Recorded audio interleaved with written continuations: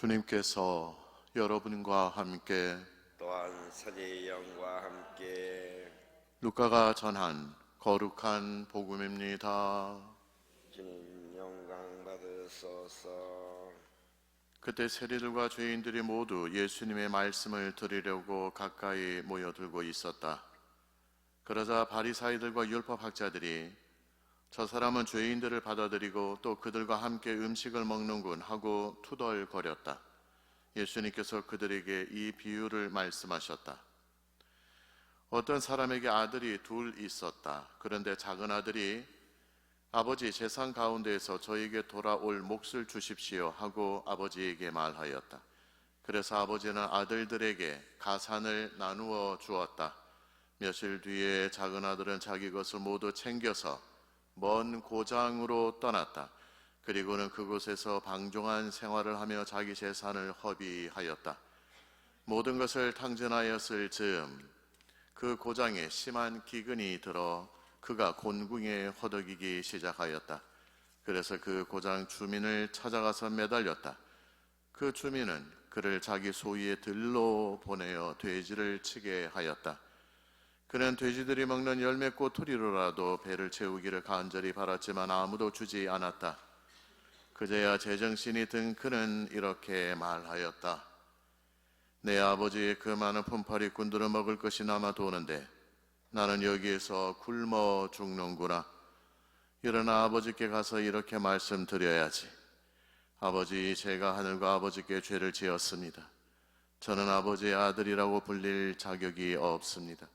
저를 아버지의 품팔이꾼 가운데 하나로 삼아 주십시오. 그리하여 그는 일어나 아버지에게로 갔다. 그가 아직도 멀리 떨어져 있을 때 아버지가 그를 보고 가엾은 마음이 들었다. 그리고 달려가 아들의 목을 껴안고 입을 맞추었다. 아들이 아버지에게 말하였다. 아버지, 제가 하늘과 아버지께 죄를 지었습니다. 저는 아버지의 아들이라고 불릴 자격이 없습니다. 그러나 아버지는 종들에게 일렀다. 어서 가장 좋은 옷을 가져다 입히고 손에 반지를 끼우고 발에 신발을 신겨 주어라. 그리고 살진 송아지를 끌어다가 잡아라. 먹고 즐기자. 나의 이 아들은 죽었다가 다시 살아났고 내가 잃었다가 도로 찾았다. 그리하여 그들은 즐거운 잔치를 벌이기 시작하였다. 그때 큰 아들은 들에 나가 있었다. 그가 집에 가까이 이르러 노래하며 춤추는 소리를 들었다. 그래서 하인 하나를 불러 무슨 일이냐고 묻자 하인이 그에게 말하였다.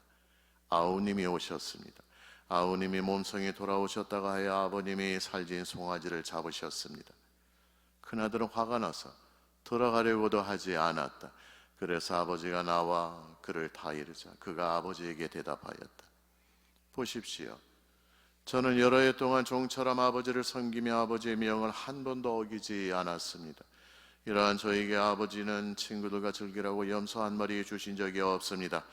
그런데 장녀들과 어울려 아버지의 가산을 들어먹은 저 아들이 오니까 살진 송아지를 잡아주시는군요. 그러자 아버지가 그에게 일렀다. 얘야, 너는 늘 나와 함께 있고 내 것이 다 네 것이다. 너의 저 아우는 죽었다가 다시 살아났고 내가 잃었다가 되찾았다. 그러니 즐기고 기뻐해야 한다. 주님의 말씀입니다. 그리스도님 참미합니다. 참 예수님, 한 주간 동안 잘 지내셨수가? 오늘은 사순제 사주일입니다.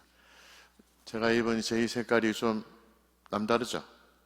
1년에 사제가 딱 2번 입는 제의입니다. 장미색 제의입니다. 사순제 사주에 오늘과 또 대림식 때 3주일 때 입는 제의가 바로 이 제의입니다. 장미, 우리가 장미꽃을 떠오르면 기쁨과 또 환희와 또 감사함이 깃들여 있는 그런 상징적인 꽃이죠. 그래서 오늘 이 날은 교회가 사순의 시기를 지내면서도 이제 다가올 부활의 축제를 미리 당겨서 기뻐하고 즐거워하자라는 의미를 미리 담고 있는 주일이기도 합니다. 그래서 장미 주일이라고 합니다. 우리는 하느님께 기도를 합니다. 축복해 달라고, 나에게 은총을 달라고 기도하죠. 은총은 그라시아입니다. 그라시아, 라틴어로요. 그라시아. 이 그라시아의 원뜻은 공짜입니다. 그래서 내가 하느님께 은총을 달라고 하는 것은 저에게 공짜를 좀 많이 주십시오 라는 그러한 의미입니다.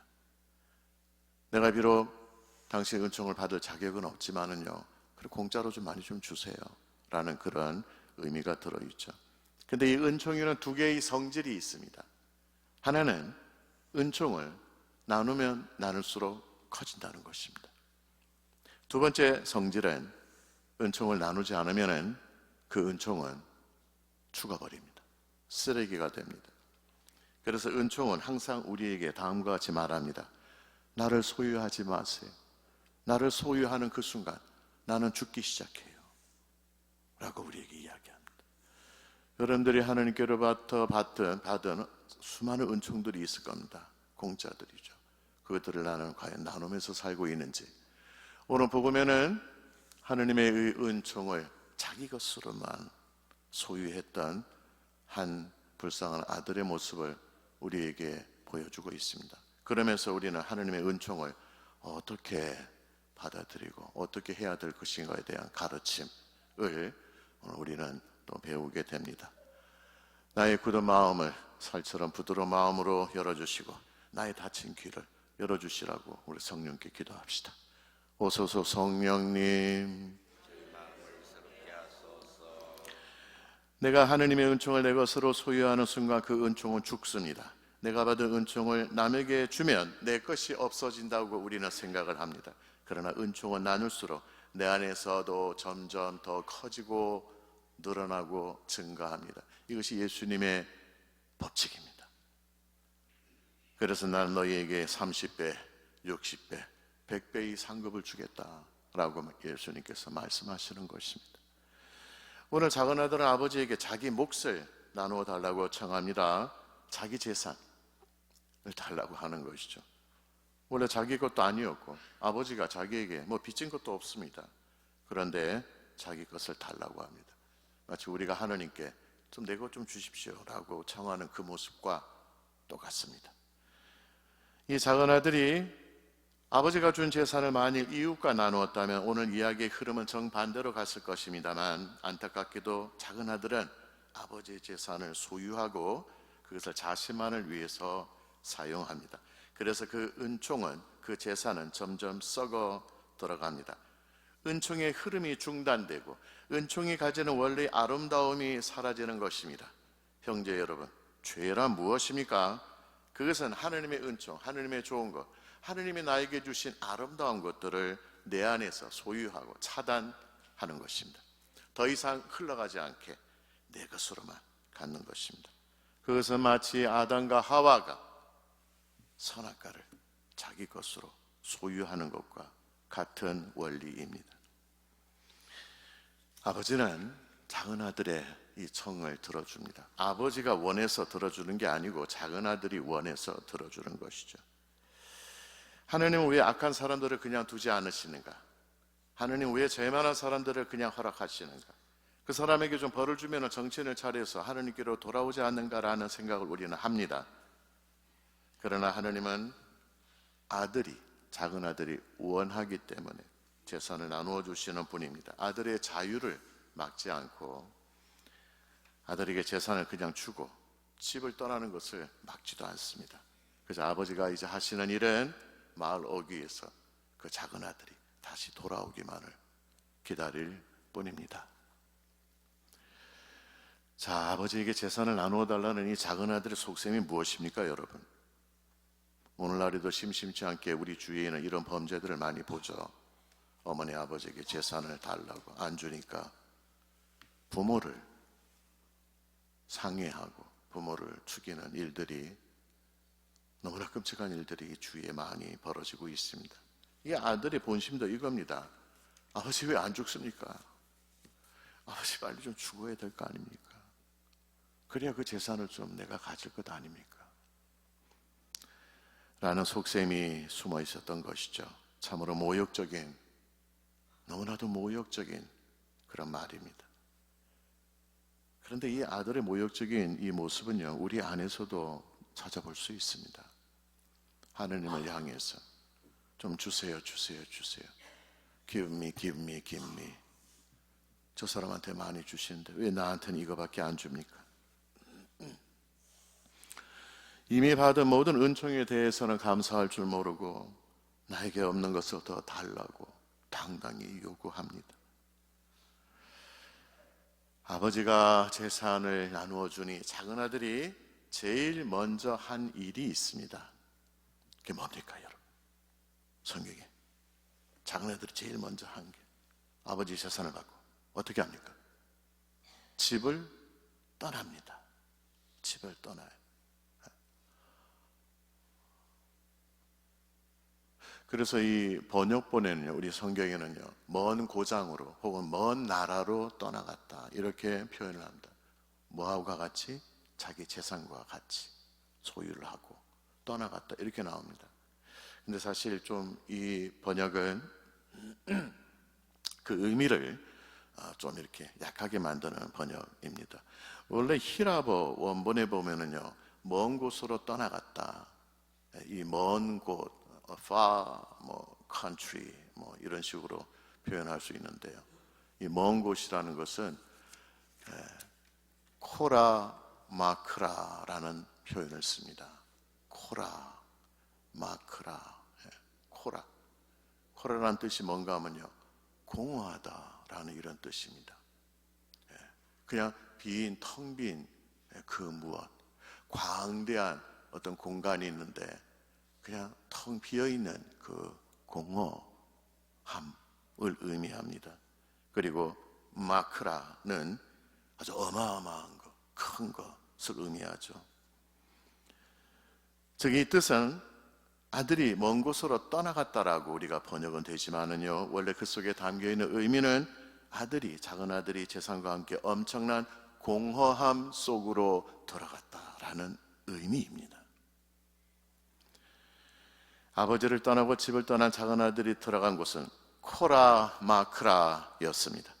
아들로서의 충만한 인생이 아버지 집에 있었음을 그는 이제 잠시 후에 깨닫게 될 것입니다. 형제 여러분들, 우리가 하느님의 은총을 내 소유물로만 생각한다면 그 순간 우리는 코라 마크라에서 방황할 뿐입니다. 작은 아들은 곧 재산을 탕진합니다. 예수님께서는 다음과 같이 말씀하시죠. 자기 목숨을 얻으려고 하는 사람은 목숨을 잃을 것이고 목숨을 버리는 자, 잃으려고 하는 사람은 마침내 목숨을 얻을 것이다. 이 작은 아들은 자기 목숨을 얻으려고 너무너무 애를 썼습니다. 그러다 보면 결국은 잃게 됩니다. 결국 작은 아들은 돼지 농장에서 일합니다. 여러분, 유태인들에게 있어서 돼지라는 것은요, 제일 더러움의 극치, 상징입니다. 너무나 수치스러운 그런 것을 의미합니다. 결국 작은 아들이 만난 것은 어두움, 암흑, 저 밑바닥입니다. 인간이 내려갈 수 있는 최저의 상황, 어떠한 은총도, 선물도, 사랑도, 빛도 존재하지 않는 곳. 더 나아가서 작은 아들은 너무나 배가 고파서 돼지 먹이가 자기 우리에 이렇게 떨어지니까 돼지하고 싸우면서 그 먹이를 먹습니다. 그러다 이 작은 아들이 결국은 아버지를 생각하게 됩니다. 이 작은 아들이 아버지를 생각할 때 제일 먼저 떠오른 생각이 뭡니까? 성경은 이렇게 이야기합니다. 아버지 집에는 먹을 것이 많다입니다. 너무너무 많은 은총이, 너무너무 많은 사랑이, 너무너무 많은 자비가 아버지 집에 있다는 것입니다. 그래서 아버지를 떠올린 작은 아들이 가장 먼저 한 일은 일어나서 아버지께로 가는 것입니다. 벌떡 일어나서 코라 마크라를 탈출합니다. 그는 아버지를 향한 여행을 합니다. 비록 굶주려서 다 죽게 된 상처투성이의 몸이지만 이렇게 아름다운 여행은 없을 것입니다. 아버지께로 가는 길은 모두 아름답고 가슴 벅찬 여행이기 때문입니다. 형제 여러분들, 우리는 모두 아버지께로 가는 여행을 하는 사람들입니다. 우리는 모두 작은 아들이지만, 그래서 비틀거리지만 그래도 용기를 내어서 벌떡 일어나 코라마크라를 벗어나 아버지께로 가야 합니다. 아무리 칠흑같이 어둡고 앞이 안 보이는 코라마크라에 있다 손치더라도 아버지께로 가는 길은 항상 열려 있다는 사실을 명심해야 합니다. 이제 아들이 저 멀리서 두벅두벅 걸어오는 모습을 아버지가 바라봅니다. 마을 어귀에서 이제나 저제나 작은 아들이 올까. 아버지는 그러한 분이십니다. 그리고 그 아들을 발견하자 가엾은 마음으로 가슴 벅찬 사랑과 연민과 자비심을 가지고 그 아들을 향하여 달려갑니다. 여러분들 상상해 보십시오. 노인이 뛰면은 얼마나 빨리 뛰겠습니까? 그러나 이 장면에서 이 아버지가 보여준 달리기 실력은 그 어떠한 젊은이도 따라오지 못할 정도로 빠릅니다. 왜냐하면 이것이 사랑의 힘이기 때문입니다. 아버지가 과연 나를 받아주실 것인가 생각하며 걱정하며 집으로 돌아오는 작은 아들의 발걸음이 빠를 이유가 없습니다. 느립니다. 그러나 그 아들을 발견한 아버지의 발걸음은 너무나도 빠릅니다. 여러분은 보이십니까? 저 멀리 회개가 느릿느릿 걸어옵니다. 그러나 사랑이 어서 빨리 달려갑니다. 인간의 회개는 주저하지만 하느님의 사랑은 어서입니다. 아버지가 있는 집은 즐거운 잔치가 벌어지는 곳입니다. 그곳은 코라마크라가 아닙니다. 다시는 공허함도, 배고픔도, 눈물도, 고통도, 울부짖음도, 죽음도 없는 곳입니다. 아버지는 작은 아들에게 새 옷과 새 신발과 반지를 끼워줍니다. 그리고 엄청난 잔치를 벌입니다. 이로써 작은 아들을 원래의 아들의 지위로 회복시켜 주십니다. 그러자 하늘이 열리고 하늘의 천사들과 성인 성녀들이 다 함께 기쁨으로 화답합니다. 그런데 문제가 생겼습니다. 한쪽 문이 열리니 한쪽 문이 닫힙니다. 작은 아들이 아버지에게로 돌아오자 큰 아들이 아버지를 떠납니다. 잃었던 한 아들을 되찾자마자 곧바로 큰 아들을 잃어버립니다. 큰 아들은 동생의 귀환을 못마땅하게 생각합니다. 큰 아들이 제일 먼저 한 행동이 무엇입니까? 작은 아들이 재산을 받고 아버지의 집을 떠난 것을 기억하실 것입니다. 큰 아들이 제일 먼저 한 것은 바로 아버지의 집에 들어가려고 하지 않은 것입니다. 동생이 재산을 받고 제일 먼저 한 행동, 코라마크라에 간 것을 이제 큰아들이 가는 것입니다. 큰아들의 시기 질투가 보이십니까? 이 시기 질투는 동생을 향한 것이 아닙니다. 그것은 아버지의 자비심을 향한 시기요 질투였습니다. 그래서 자기에게 해준 것이 뭐냐고 이제 아버지에게 따지는 내용이 나옵니다. 여러분들 이 부분도 잘 보셔야 됩니다. 작은 아들은 돼지 우리 속에 있으면서 아버지를 떠올립니다. 그러면서 복음서에요 다음과 같이 이야기를 합니다. 그제야 제정신이 드는 그가 하는 말입니다. 내 아버지 집에는 많은 품팔이 있구나. 일어나 아버지께 가서 이렇게 말씀드려요. 아버지, 제가 하늘과 아버지께 죄를 지었습니다. 저는 아버지의 아들이라고 불릴 자격이 없습니다. 저를 아버지의 품팔이꾼 노예라도 삼아 주십시오. 아버지, 아버지, 아버지. 원본에 보면은요, 빠떼, 아버지라는 단어를 계속해서 작은 아들이 연말하고 있습니다. 작은 아들은 비록 죄중이 있었지만 그 아버지를 아버지로 항상 마음에 새기며 살았던 것입니다. 그런데요, 큰아들이 아버지에게 따지는 장면이 나오죠. 우리나라 이 번역본에는 큰아들도 아버지 아버지 이렇게 표현하고 있습니다. 그런데 원본에는요 아버지라는 단어가 안 나옵니다. 안 나와요. 어떻게 되어 있는가 하면요, 여기 보면 이제 이렇게 나와 있죠. 큰아들이 하는 말입니다. 보십시오. 저는 여러 해 동안 종처럼 아버지를 섬기며 아버지 명을 한 번도 어기지 않았습니다. 근데 저에게 아버지는 저에게 친구들하고 지금 송아지도 한 마리 잡아주세요. 여기서 아버지 아버지 나오는데 원래 원본에는요 유입니다. 유 당신 그렇게 표현합니다. 작은 아들이 아버지에게 재산을 나누러 달려있을 때요 복음에 보면 이렇게 나와 있습니다. 아버지는 아들들에게 가산을 똑같이 나눠줬다. 가산을 나눠줬다 합니다. 작은 아들한테만 준 게 아니에요. 큰 아들한테도 줬습니다. 복음에는 그렇게 소개되고 있습니다. 그리고 큰 아들은 더욱더 아버지 옆에서 큰 사랑 안에서 충만함 속에 살았는데요, 이 큰 아들은요 아버지를 아버지로 생각하지 않았던 거예요. 아버지를 당신, you.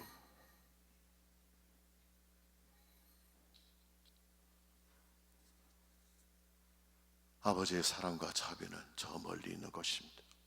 그저 아버지가 가지고 있었던 것, 그저 거기에 어찌 보면 더 눈이 멀었던 사람은 작은 아들이 아니라 큰 아들이었음을, 이 큰 아들이 아버지께 따지는 이 부분에서 우리는 발견하게 됩니다.